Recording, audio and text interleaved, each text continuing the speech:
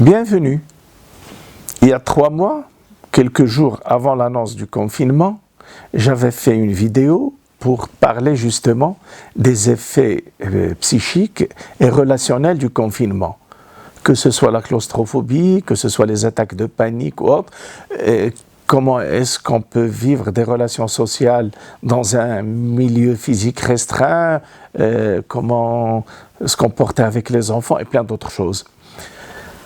3 mois se sont écoulés, nous avons appris tant bien que mal à être ensemble pratiquement H24, nous avons appris à nous gérer les uns les autres, à être avec nos enfants tout le temps, à supporter leur bruit, à travailler à partir de son domicile et écouter ses enfants travailler ou faire du bruit et travailler en même temps avec les enfants, à ne pas sortir le soir, à beaucoup de choses. Et à aussi gérer les crises de couple qui ont été nombreuses pendant ces 3 mois et sans se fâcher et sortir. Donc là, fort heureusement, nous arrivons à la fin de cet état de siège, à la fin de ce confinement. Bientôt, nous allons en sortir de manière progressive, certes, mais ça va commencer comme ça s'est passé pour la plupart des peuples à travers le monde. Et bien maintenant, c'est comment vivre le déconfinement. Il y aura un avant le confinement et un après le confinement parce que la vie reprendra ses droits, mais ça ne sera plus de la même manière. Nous n'avions pas l'habitude de sortir avec une bague, avec une bavette, avec ce masque sur le visage. Nous n'avions pas l'habitude de sortir et de ne pas saluer, de ne pas se donner des tapes dans la main ou de se prendre de se jeter carrément dans les bras les uns des autres ou de minimum se faire la bise avec les personnes que nous connaissons. Nous nous agglutinions dans des espaces assez exigus, dans une pharmacie ou dans une boucherie ou dans un autobus. On a appris là à faire la queue et à respecter une distance sociale les autres. C'est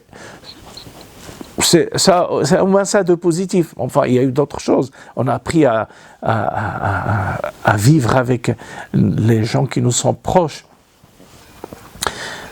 Mais bon, comment dire à nos enfants, comment apprendre à nos enfants, par exemple, de ne pas être en contact physique avec leurs petits camarades alors qu'ils sont censés jouer ensemble.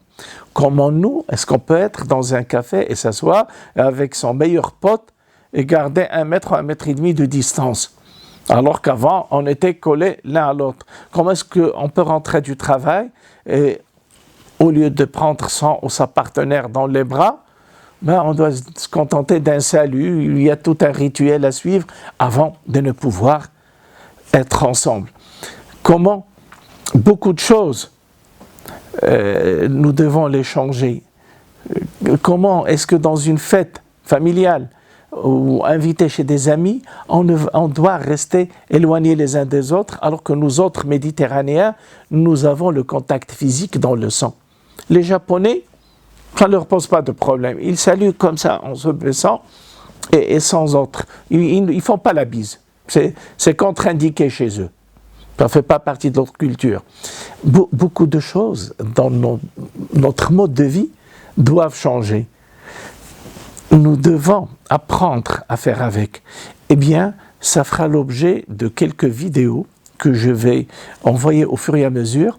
Ça fera aussi l'objet d'un live que je vous annoncerai dès que le déconfinement enfin la première phase sera annoncée et qu'on puisse, rester un peu plus tard que 19h le soir pour permettre aux gens de se retrouver à 20h et pour qu'on puisse communiquer sans enfreindre la loi.